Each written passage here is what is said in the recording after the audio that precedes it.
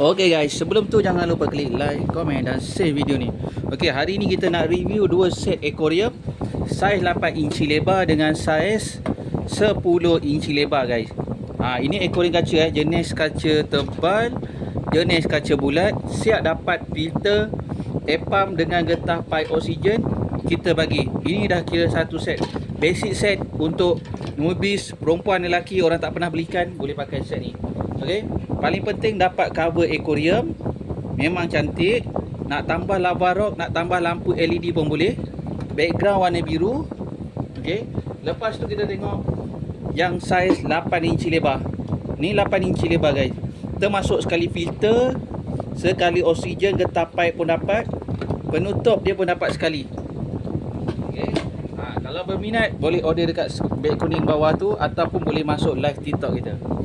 Nak beli dua set macam ni lagi elok guys. Alang-alang. Okay, thank you.